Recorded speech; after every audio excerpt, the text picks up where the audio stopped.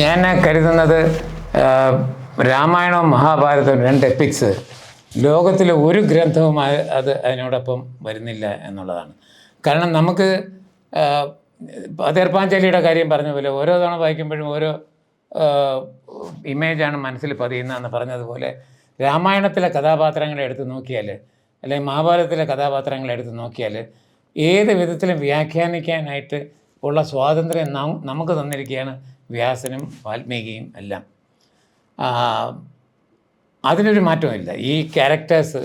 പിന്നെ ഞാനും താങ്കളും വായിക്കുകയാണ് രാമായണം, ഒരേ ബുക്ക് നമ്മൾ രണ്ടുപേരും വായിക്കുമ്പോഴും ഓരോരുത്തരുടെ മനസ്സിലും ഓരോ രാമായണമായിരിക്കും. 300 പേര് വായിക്കുകയാണെങ്കിൽ 300 പേരുടെ പേരത്തിൽ 300 രാമായണമായിരിക്കും പതിയുന്നത്. അങ്ങനെയുള്ള ഗ്രന്ഥങ്ങളെയാണ് നമ്മൾ ക്ലാസിക്കുകളെന്ന് പറയുന്നത്.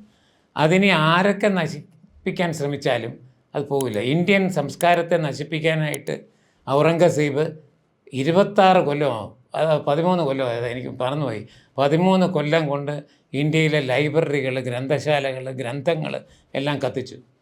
ഈ കത്തിച്ച് വർഷങ്ങൾ ഒരുപാടായി, എല്ലാം കത്തിച്ചുകൊണ്ടേയിരിക്കുകയാണ്.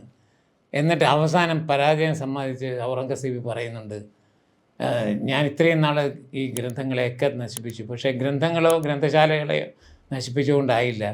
ഇവിടെ ഇന്ത്യയിൽ ഭാരതത്തിനൊരു സംസ്കാരമുണ്ട്, അത് ഒന്നിൽ നിന്ന് ഒന്നിലേക്ക് ചരട് പോലെ ഇങ്ങനെ കെട്ടിപ്പിണന്ന് കിടക്കുകയാണ്, അതിനെ തകർക്കാനായിട്ട് ആർക്കും പറ്റില്ല എന്ന് പറയുന്നുണ്ട്. അവസാനം പരാജയം സമ്മതിച്ചു.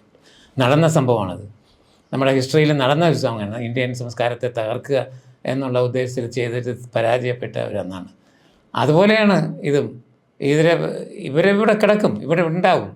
ഇവരുടെ ഒന്നും അംഗീകാരമല്ല കാര്യം. ഇവരുടെ ഇത് എന്നാണെങ്കിലും